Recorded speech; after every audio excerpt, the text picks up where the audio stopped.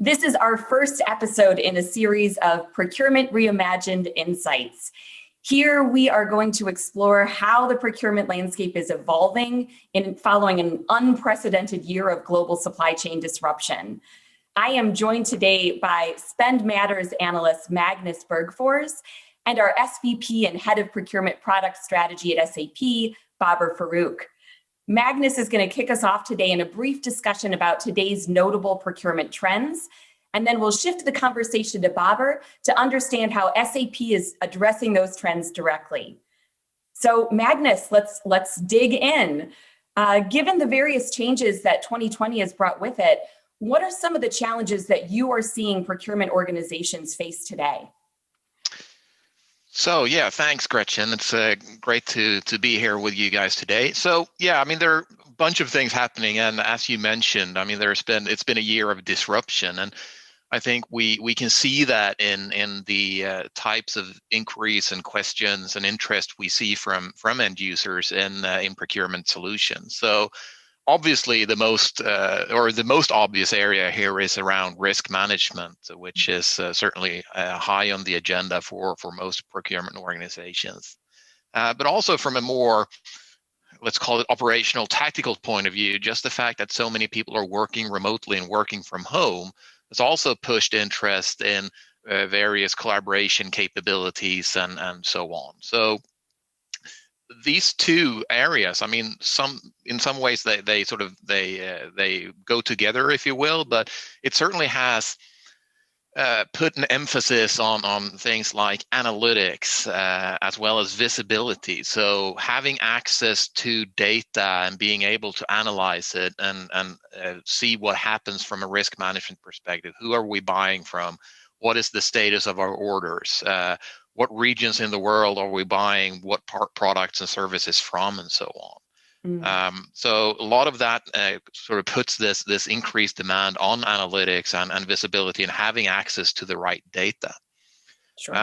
It also puts the pandemic and all the disruption that it brought along with it also puts bigger needs or bigger requirements on agility. So the ability to be able to pivot and adapt to the new circumstances. What do we do here when an order is delayed, or can we cancel orders? Can we increase orders depending on where we are in the world and what line of business you're in? On the sort of more work from home, work remotely aspect, we have an increased emphasis on things like UX and ease of use and automation. So all these capabilities that allows you to work remotely. I mean, in a lot of areas, this is not really new. I mean, e-sourcing solutions and so on have been around for 20 years and allowed us to collaborate on a global basis. But it really has sort of put the emphasis on this now that, I mean, we can't go into the office to approve a paper invoice or anything like that. So the ability to do that remotely and simply and automate as much as you can. It's really sort of something that we see more focus on, and it sort of brings this emphasis on digitalization much more sort of rapidly, or how I should frame it here. But I mean, certainly a lot of organizations have picked up their pace in this digitalization because they have to, they must do that. Mm-hmm. I mean, in some organizations might not have the luxury and the time to do it or the resources given the circumstances, but a lot of them organizations we certainly see have done that. So yeah, a lot of those things going on, and it certainly also brings something to bear on the market here that we've been discussing for a number of years, and it's sort of a pendulum that has gone back and forth around suites versus specialist solutions. And over the last decade or so, there's been a massive swing towards source-to-pay suite because the end users see the value of having an integrated solution with as much as data as possible in there. But we also see that the really advanced organizations out there are realizing that it might not always be enough. And in some cases, you need specialist solutions as well. So finding that balance between combining a suite with functionals or basic or core functionality with with additional solutions in an ecosystem of sorts. Certainly the risk management areas is a good example of that, because risk is so complex and complicated, and depending on what industry you're in or what category you're buying and so on. So that's something that we're seeing a lot of as well. Sure. Certainly when it comes to direct materials, another one of these areas where we see the need for more specialized solutions. And originally, most of the solutions in the market are designed for more general purpose, indirect type of materials. But I mean, vendors now like Ariba has created dedicated solutions for direct materials where there are specific needs around collaboration on the more transactional side, but also things like bill of material orientation and so on the sourcing side. So Sure. lots of trends, but certainly that overarching trend towards digitalization to make sure that you have data in digital format so you can analyze it and you can plan and you can do all sorts of clever stuff with it. Sure, that makes sense. I thank you for that. And I want to just actually explore just for a moment one of the points that you were making about extensibility within the ecosystem, and then also talking about the need for organizations to make sure that they're keeping their supply chain whole, right, through direct material sourcing. We know that a supply chain is really only as strong as its weakest link. So can you talk just for a moment as well about how important in this time is having a robust supplier network? I mean, I would say it's really critical. I mean, if we go back to my points around having access to data and enabling analytics and agility, I mean, both of these speak or sort of are supported by having this robust supplier network. If you have access to additional or alternative suppliers that you can readily switch to, if you have access to the data and you can see the orders that are pending or are delayed or what's going on in the market, you can analyze, you can work with that. So I think that it's quite critical to have that capability, but also from a sort of a risk management perspective, that if you can share data across this network between all the users, that can bring sort of risk signals to you much quicker. But also from sort of the agility perspective, if we want to switch it to another supplier, are there already pre-approved alternative suppliers in the system, or suppliers that our peers are using that we have already data on that we can quickly get up to speed and so on. So really from both a risk management, agility and visibility analytics perspective, supplier networks reinforces or sort of strengthens those capabilities. Yes, certainly. Absolutely. And Baber, I'd like to turn it to you actually, just to hear your reaction to that a bit. Magnus talked a lot there about agility, about the acceleration of digitalization, about, the need for a robust network in order to manage risk and avoid disruption. SAP has the largest B2B network in the world. We have an integrated end-to-end procurement suite.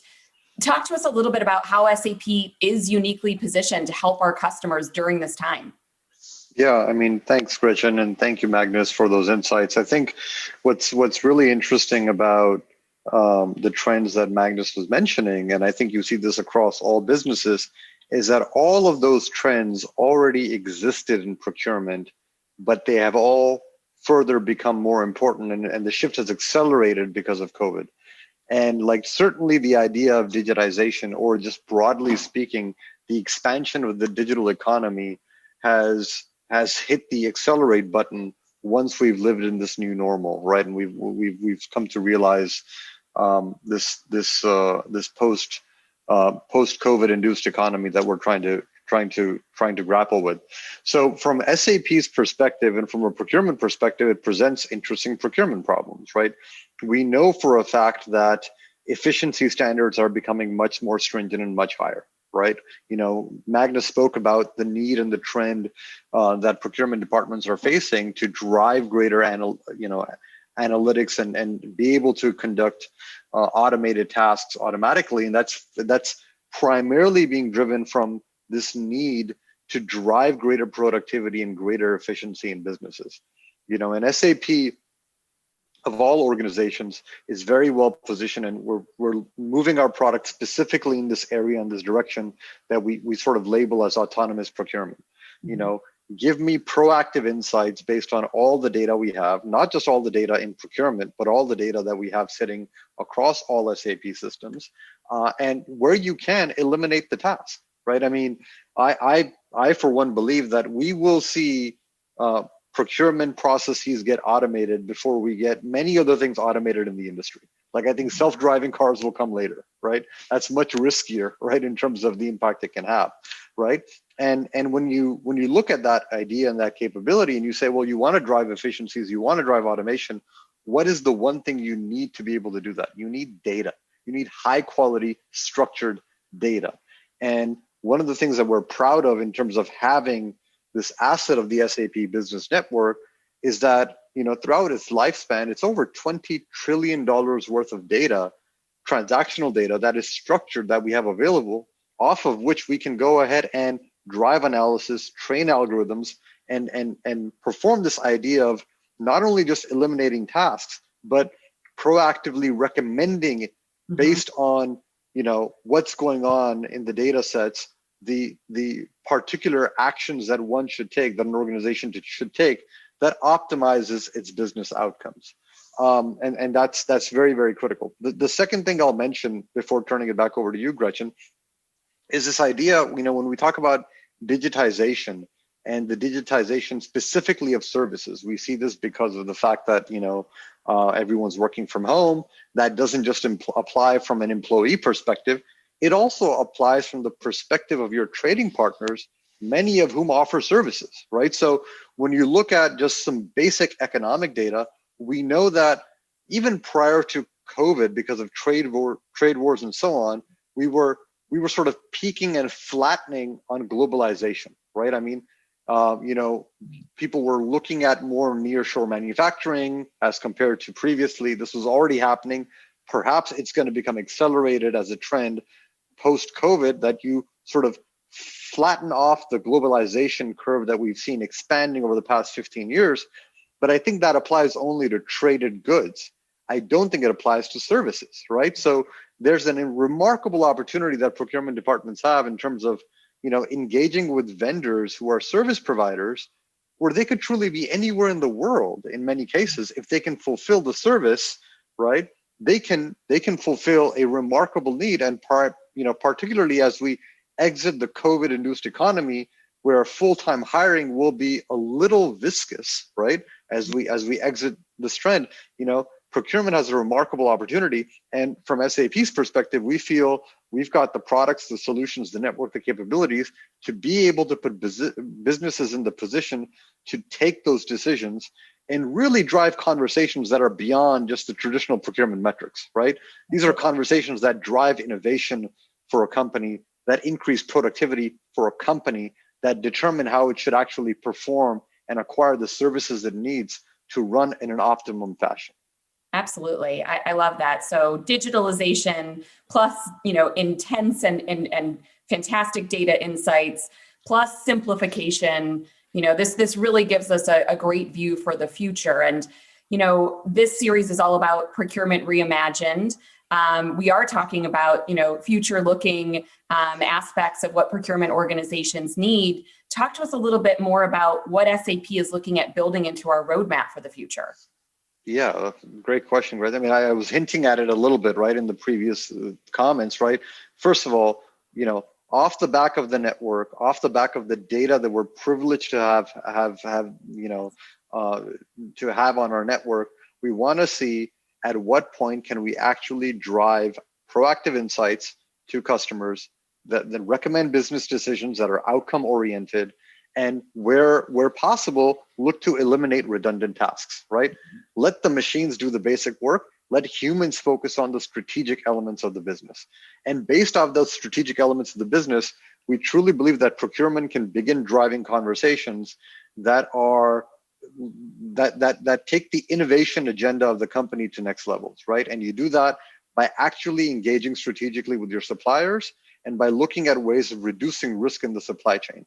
And the tools that we release are going to be focused on providing procurement departments with that capability. we know for a fact now that supply chain resilience is a board level topic, right? It's not just a procurement topic, it is a board level topic. And, whatever we can support our customers in terms of being able to make those decisions and elevate the conversation, we're going to release capabilities that enable our customers to be doing that. The third is this idea of, we think external workforces are going to become a larger and larger share of the overall workforce, right? So, providing capability, not only in terms of, hiring someone on, SOWs or, developing more enhanced contingent labor capability, but actually saying, this is an opportunity now where we think that the rise of the gig economy is going to actually hit enterprise, and releasing product and capability that enables us to do that is going to be critical. Magnus spoke about the idea of direct spend. Companies need to manage all their spend, not just a portion of their spend. And we think SAP has the capability to be able to help them manage all that spend, not only from a sourcing perspective, from an operational perspective, but more critically from a data analytics perspective. Where's my money going? What are all those capabilities that I have to optimize?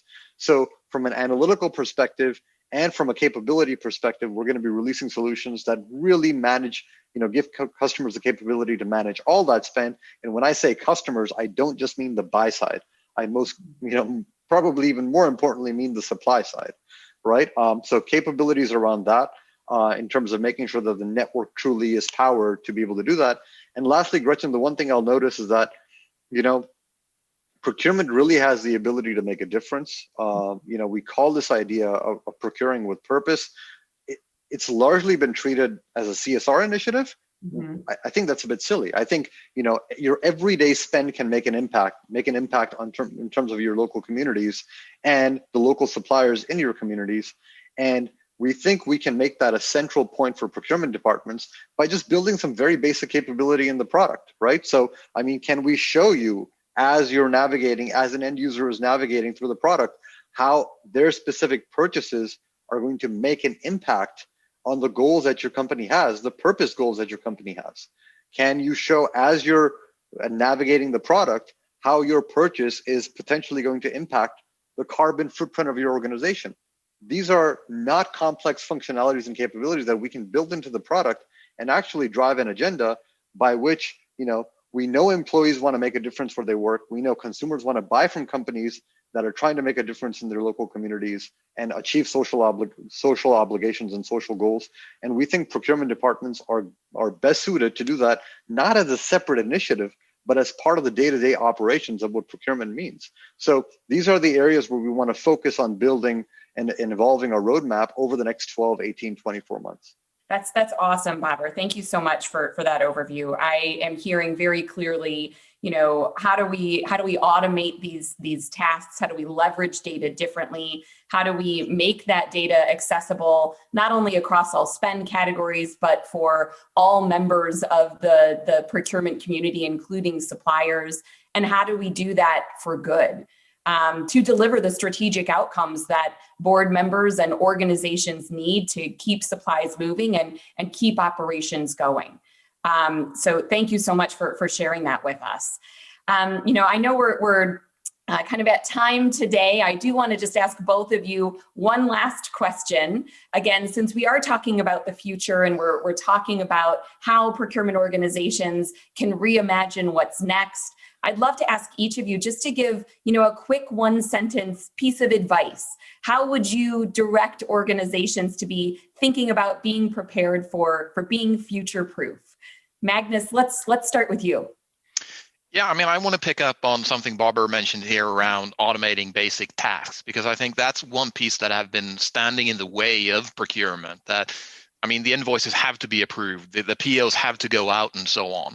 And we've had to put resources on doing that. If we can automate as much as possible of those really basic tasks that in many cases are rules driven, or they can be done with pretty basic machine learning capabilities and so on, that can free up so much time and resources to focus on the more strategic aspects like risk assessment, risk evaluation, and so on, and making sure that we develop with our suppliers, that we leverage the the capability of the suppliers, because in a lot of organizations, I mean, 80% of the revenue is sort of coming directly from suppliers, and there's a huge potential in improving sort of the entire supply chain performance if we can get above a lot of this sort of transactional operational stuff that has to be done. So basically automating the simple stuff and basically leveling up procurement and sourcing to focus on more strategic activities. That makes sense. So automate to level up. Very good. Babar, how about you? Yeah, I mean, like I would say to spend management organizations, like think beyond the traditional metrics. Right? I mean, make a real impact to the business. I mean, there was one customer that told me that I was reading about recently, and one of our customers, we're proud to have them. They said all of our innovations come from our suppliers, right? So procurement is the custodian of innovations for a company. That's the way I would like to see procurement organizations think about the business problem, right? Not around savings or running tenders and so on and so forth, but really, how do you make an impact to your overall business, right? Be the custodians of innovation. Excellent. So gentlemen, thank you so much for your time and joining us. What an excellent session. And thank you to our audience as well for joining us today. I am really looking forward to continuing to dive further into this conversation. We are going to be back with our Chief Product Officer for SAP Procurement, Salva Lombardo. And once again, Babar and Magnus, thank you both so much for being with us today and sharing your insights with us.